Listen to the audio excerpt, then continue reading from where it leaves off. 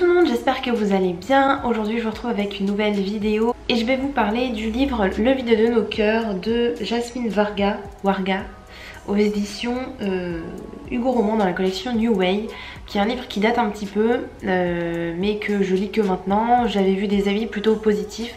Donc voilà, je me suis dit pourquoi pas lire ce genre de livre. C'est l'histoire d'Hazel, une fille qui a décidé qu'elle devait mettre fin à ses jours, qu'elle devait disparaître de cette terre tout simplement parce que sa mère ne veut pas vraiment d'elle, qu'il y a eu une histoire avec son père et que du coup ça a entaché la réputation de sa mère. Sa mère s'est mise en couple avec un nouvel homme, elle a une nouvelle famille en quelque sorte, avec une nouvelle fille, etc. Et donc elle, même si elle a la charge d'Hazel, si elle pouvait l'oublier, si elle pouvait faire comme si ce n'était pas sa fille, ce serait mieux pour elle.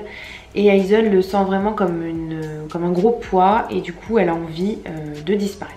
De l'autre côté, on a un garçon qui s'appelle Roman qui lui aussi a envie de disparaître et les deux vont se rencontrer sur un forum de rencontres pour jeunes qui ont envie de se suicider mais qui n'ont pas vraiment le courage de le faire tout seul. Et sur ce forum là, on peut trouver un partenaire de suicide comme ils appellent ça, et du coup il s'avère que notre héroïne va vouloir trouver quelqu'un, trouver un partenaire, et à ce moment là il y a Roman qui a écrit sur ce forum là et il habite pas loin, donc ça tombe bien, ils vont se donner un premier rendez-vous.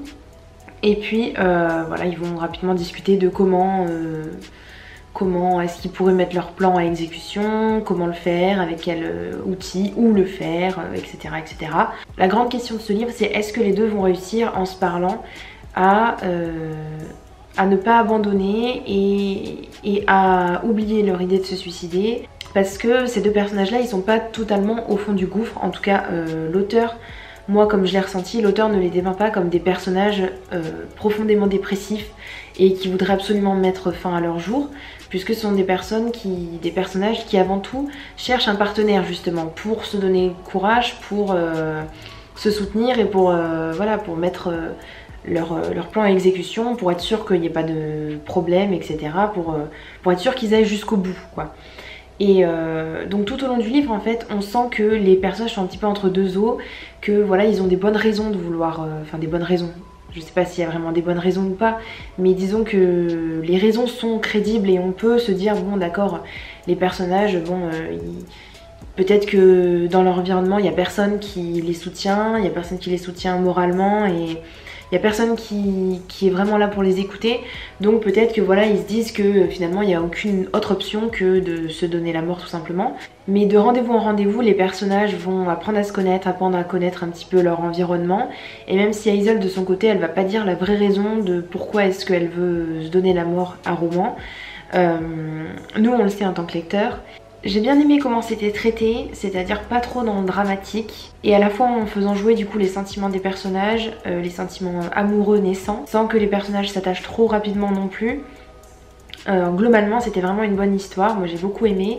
J'ai bien aimé aussi la fin qui n'a pas été expédiée trop rapidement. Donc globalement j'ai été très satisfaite de ma lecture et je vous la recommande vraiment chaudement si ça vous intéresse. J'ai dans le même style d'histoire, alors je compte pas la lire tout de suite mais il faudrait que je le fasse quand même prochainement. Dans le même style j'ai, je sais plus comment ça s'appelle, Tous nos jours parfaits, voilà, de Jennifer Niven, qui parle aussi de deux jeunes qui veulent se suicider et qui vont se raconter un petit peu leur vie, tout ça, dans l'espoir que voilà, peut-être qu'à la fin ils sortiront tous les deux vivants ou pas, en fait on n'en sait trop rien.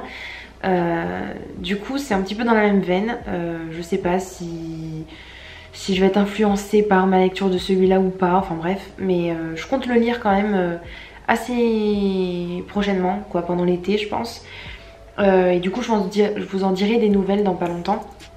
En tout cas celui-ci je vous le recommande parce que j'ai bien apprécié ma lecture.